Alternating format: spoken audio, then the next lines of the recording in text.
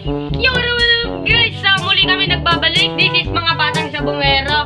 So, pasensya na kayo kung hindi kami nakakapag-upload na ng mga video. So, kasi lagi kami may pinupuntahan. So, may sasabihin pala si Mio. O nga, ito nga yung anak ng manok, guys. Itlog pala, sisiw. Ito pala siya.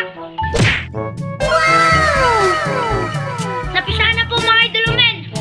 May brown pa siya, may black, guys. Yellow. Manok pala ni Slim yun, guys. Guys, kung hindi ka pa nakasubscribe, mag-subscribe ka na. Click na notification bell. And parang i-update sa video. Huwag mo kakalimutan mag-comment, share. Ayun na, guys. So, guys, so tara, papakita namin sa inyo ang mga sisiw na Slim. So, tara, let's go.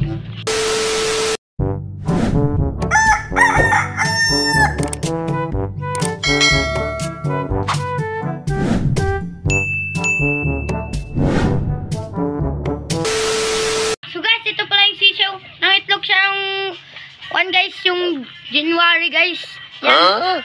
Ngayon nagkuhan, guys, ay January 23, guys, na pisa na to. Yan, matagal lumaki, guys. Yan, guys.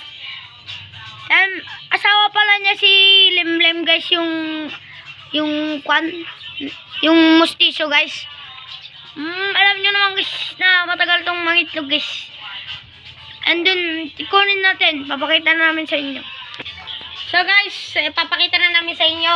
So mali-mali pala sinabi ni Mio. March 15, kahapon lang po pala napisa. March 15 po. So yun. Ayan po mga kaidolamen, ang cute. Ayan, bubuhatin natin. Yan yung mga sisiw mga kaidolamen. Yan.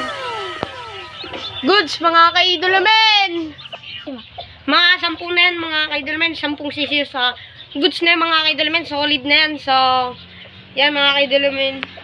So, yung iba po pala yun, nanghihina pa.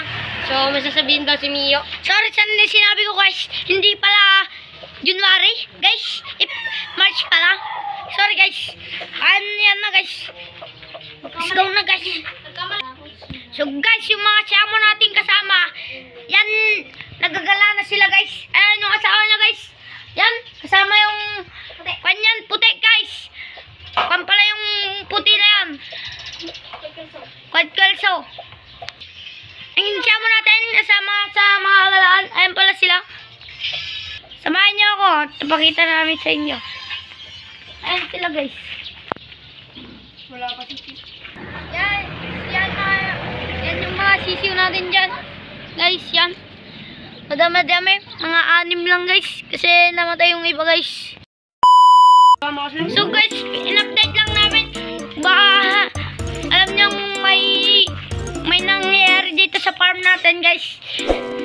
Subscribe ka ulit and click na notification bell. Bye bye. ML na kami. ML na kami. Paalam mga idol. Hanggang sa muli. Bye.